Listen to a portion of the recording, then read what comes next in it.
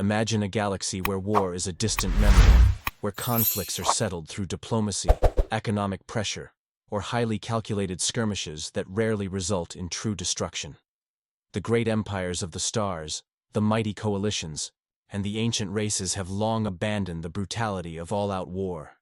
For thousands of years, the galaxy has thrived under a fragile peace, enforced not by sheer power, but by the unspoken understanding that violence is inefficient, primitive, beneath the civilized species of the cosmos. But what happens when a force emerges that doesn't play by these rules? What happens when a species doesn't just prepare for war, but embraces it? It began with an incident at the edges of known space, in a sector so far removed from the galactic core that it was barely monitored. A fringe colony of the Zalari Dominion, one of the galaxy's most influential superpowers, had gone silent. Patrol ships sent to investigate found nothing but wreckage, debris floating lifelessly through the void. Whatever had done this had wiped out an entire outpost, and it had done so efficiently. There were no distress calls, no recorded battles, only destruction. The Dominion, expecting a mere pirate raid or some isolated rebellion, dispatched a small battle group to re-establish control. But then, they arrived, a single warship, alone, massive. It was unlike anything the Zalari had ever seen. Dark, angular, predatory. The ship carried no markings, no diplomatic insignia, no attempt at communication. The Dominion's ships, each one armed with the latest in plasma weapons and energy shielding, moved to intercept. Standard protocol dictated they fire a warning, shot, establish dominance, and force an introduction. After all, no civilization would dare provoke the Zalari. Right? The warship responded, not with words, but with fire. In a single blinding moment, one of the Dominion's lead cruisers simply ceased to exist. There was no dramatic exchange of fire, no prolonged engagement. A single kinetic impact, traveling at near relativistic speeds, punched through the ship's shields as if they weren't even there, tearing through its hull and detonating its reactor. The explosion was so violent that nearby ships were knocked off course, their hulls warped by the sheer force. Panic set in. The Dominion fleet had faced countless enemies before, but never had they encountered an attack like this. Instant, overwhelming, merciless. Frantic transmissions filled the communication channels as the fleet scrambled to regroup, their weapons now trained on the lone intruder. But it was already too late. The human warship advanced, its engines burning like the eyes of a predator that had already chosen its prey. Then came the second strike. This time, the attack was even more devastating. A barrage of kinetic slugs, each one traveling at impossible speeds, each one striking with the force of nuclear warheads. The Dominion ships, despite their advanced shielding, were torn apart like paper. Their defenses were useless, their countermeasures ineffective. The warship wasn't just attacking, it was demonstrating. For the first time in millennia, the galaxy witnessed something it had long forgotten, a force that did not negotiate, that did not seek treaties or political maneuvering. This was not the calculated, measured violence of the galaxy's ruling powers. This was war in its purest, most brutal form. And the realization struck the Zalari officers with a terrifying certainty. The humans had arrived. The Zalari fleet was not weak. In the grand hierarchy of galactic power, they stood near the top. Commanders of thousands of warships, wielders of the most advanced plasma weaponry, and leaders of a military doctrine refined over centuries. But none of that mattered now.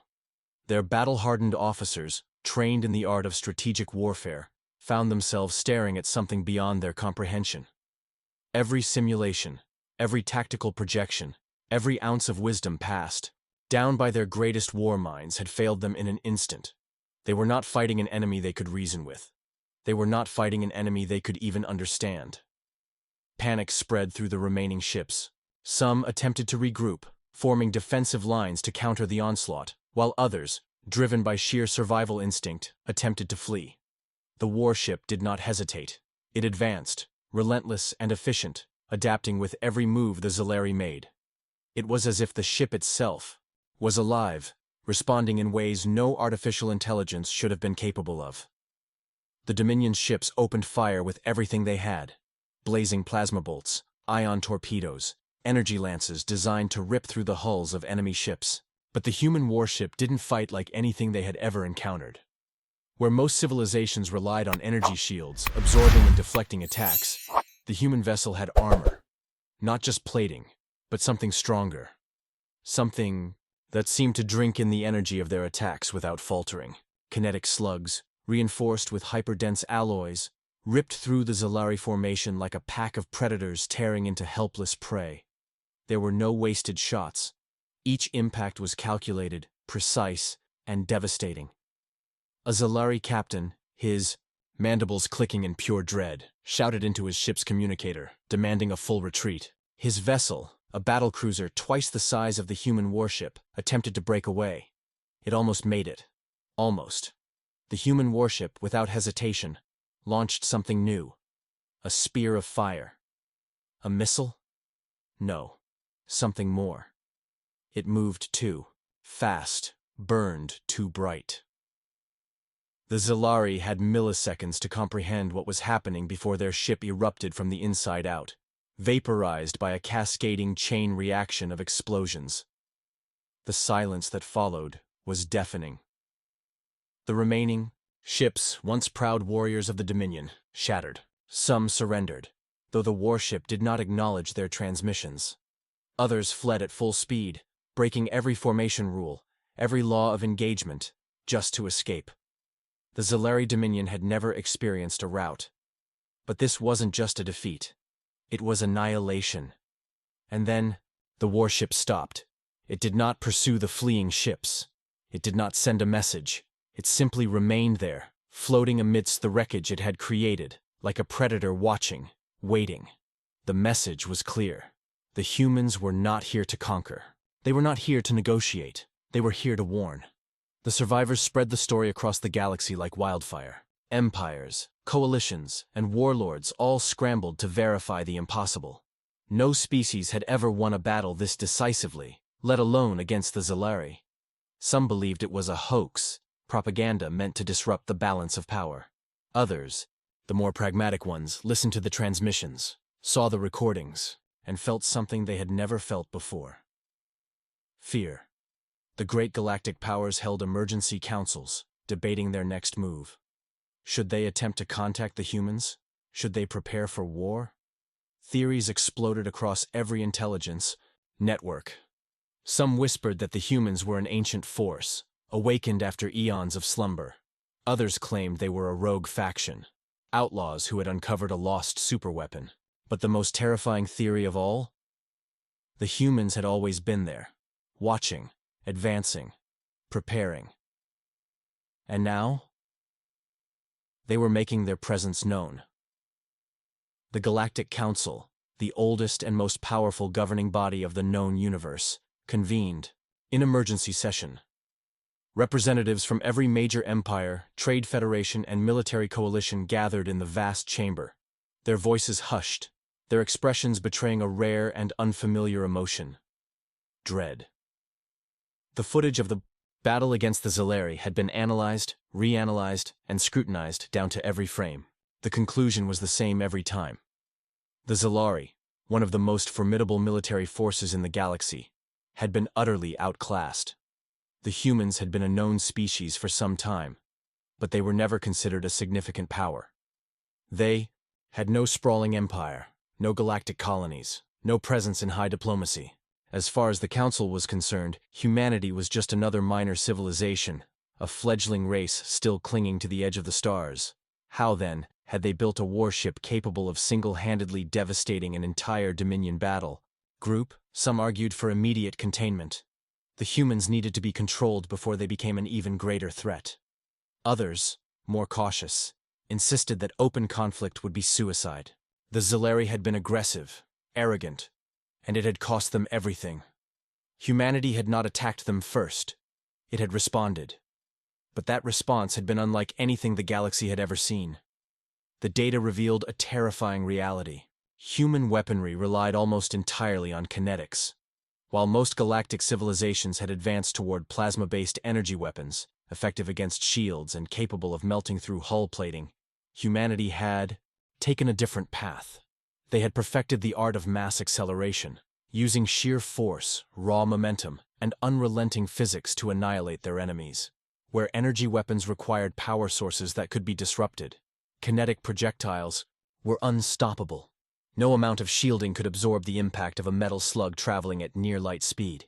No ship, no matter how well armored, could withstand a direct hit from a tungsten rod, moving with enough force to shatter moons. And then there was the armor. Unlike the sleek, shield-dependent vessels of the Council's greatest fleets, the human warship had been built like a fortress. It did not evade attacks, it endured them. The materials it was constructed from were still being analyzed, but preliminary reports suggested an advanced form of layered composite plating, reinforced with exotic alloys that defied conventional understanding. Where shields could be bypassed or overloaded, the human ship's hull absorbed energy, dispersing it harmlessly. It was a warship built for total war. Not skirmishes, not symbolic shows of force, but raw, unfiltered destruction. The implications were catastrophic. If the humans had one of these ships, how many more did they have? The Council sent emissaries, carefully crafted transmissions designed to appear as neutral inquiries. No threats, no accusations, just questions. Who were the humans? What were their intentions? Would they be willing to establish peaceful relations? The messages were transmitted across every known channel, bouncing through relay stations, diplomatic networks, and deep space communication hubs. There was no reply. The silence stretched on for weeks. The Zalari Dominion, once feared across the stars, had gone quiet. Their fleets pulled back, their military leadership in shambles. Across the galaxy, rumors swirled. Some whispered that the humans were preparing for war. Others feared they were testing the response of the galaxy, studying who would react and who would cower. Then, without warning, a single transmission arrived. A response. It contained no threats, no demands, no declarations of conquest, just a single sentence: "Do not provoke us again." The message rippled through the galaxy like a shockwave. The council chambers, once filled with debates and counter-arguments, fell into stunned silence.